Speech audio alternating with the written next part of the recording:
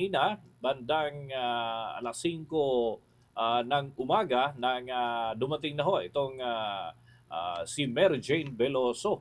At alamin natin ang mga latest information mula ho dyan at iba pang mga kaganapan bago kanina dumating itong si Veloso. May balita si Bombo Bea Pinisa.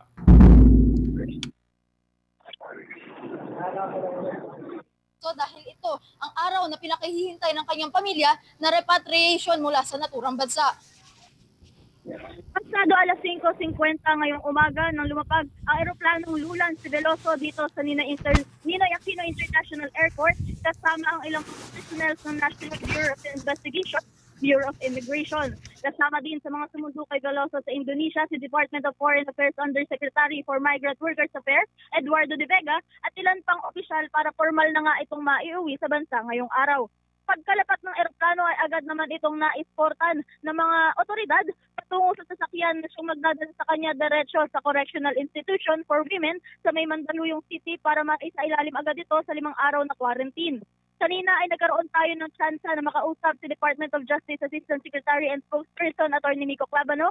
Pagamat tumanggi ito na magpaunlak na isang panayam, ay sinabi nga nito sa atin na papayagan ngayong araw na magkaroon ng tsansa si Mary Jane na makita at makausap ng harap-harapan ang kanyang pamilya. Anya, bibigyan ng 1 hanggang 1.5 oras ang mag-anak para makausap ito pagkatapos ng gaganaping press con sa Mandaluyong. Ito naman ay agad na kinumpirma ng abogado ni Veloso na si Atty. Edre Olalia na magkakaroon ng oras para sa pamilya si Veloso para makausap ang mga ito. Kaugnay niyan, narito ang mga pahayag ni Atty. Edre Olalia. Pagkakataon naman. Sandali lang naman to. Actually, di ba tutungo naman tayo sa CIW lahat? Is probably when they land at 5:40, if the ETA is accurate, will be gone in 30 minutes. So, the family will be able to have at least an hour private time together with lawyers. Okay. There are, I think, 15 relatives and 3 lawyers and one head of Gante, and perhaps some party list members and former and present ones. So it's going to be a long day, but it's something we all look.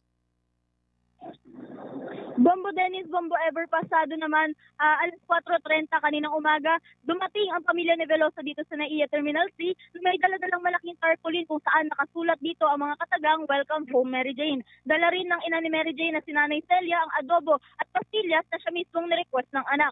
Samantala, emosyonal naman ng ibahagi ng ama ni Mary Jane na si Tatay Cesar na ang unang gagawin niya raw kapag nakitang anak ay tatadta rin ito ng halik at pupunuin ng yakap dahil sa sobrang sabik nga ang kanilang pamilya na hanggang muli si Veloso. Kaugnay niya, narito pa ang pahayag ng ama ni Mary Jane na si Cesar Veloso. May dala kaming adobong baboy para pasalubong sa kanya. Yun ang request niya. Talagang siguradong pupugpugin namin ng halik, akap. Talagang yun ang una namin gagawin. Samantala, Bombo Dennis, Bombo Ever, nasa 15 ang kapamilya dito ni Mary Jane kanina kasama ang ilang pare at ang 3 abogado nga ni Mary Jane kung saan pumunta na nga sila pagkaalis din ng mismong sasakyan at coaster na Lulan si Mary Jane Veloso pasado alas 6:37 ng umaga dito sa NAIA ay sumunod na din kaagad ang pamilya kung saan emotional din na umalis dito sa NAIA Terminal C ang kanilang pamilya. Bombo Dennis, Bombo Ever.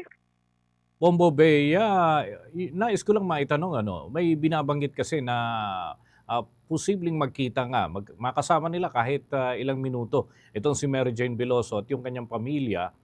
Saan ba ito mangyayari? Doon ba ito sa Correctional Institution for Women o naganap na ito kanina dyan sa may Ninoy Aquino International Airport, Bombo Bea? Bombo Dennis, kanina talagang gusto talaga ng pamilya ni Mary Jane Veloso na makalapit man lang kahit papaano doon sa sasakyan man lang or makita ng malapitan. Kaso ilang metro ang pagitan nila kaya naging suggestion nga ni gaya nga ng naging pag-uusap natin, pakikipag-usap natin kay Atty. Nico Clavano ay magkakaroon ng tsansa after na magkaroon ng press conference doon sa Correctional Institution for Women sa Mandaluyong City, ay bibigyan siya ng pagkakataon na makita ang kanyang pamilya. Siguro ang binigay na oras sa atin ni Atty. Clavano ay sumigit kumulang 1 hanggat 1.5 oras lamang, Bombo Dennis. Okay, mamaya ay kukumustahin naman natin doon sa side na yon sapagkat nandun yung ating coverage team sa bahagi ng Mandaluyong City. By the way, Bombo Bea, bago dumating itong si Mary Jane Veloso, paano naman yung naging latag ng seguridad dyan? Kaninang madaling araw I know, as early as madaling araw talaga, nandyan na kayo at obserbahan ninyo yung mga galaw at latag ng seguridad dyan sa Ninoy Aquino International Airport. Bombo Dennis, puspusan yung naging seguridad dito, no? Kasi hindi nga tayo maaaring makalapit kay Mary Jane at hindi rin natin siya maaaring makausap. Lalong-lalo na yung pamilya niya. Ilang metro nga yung pagitan, no?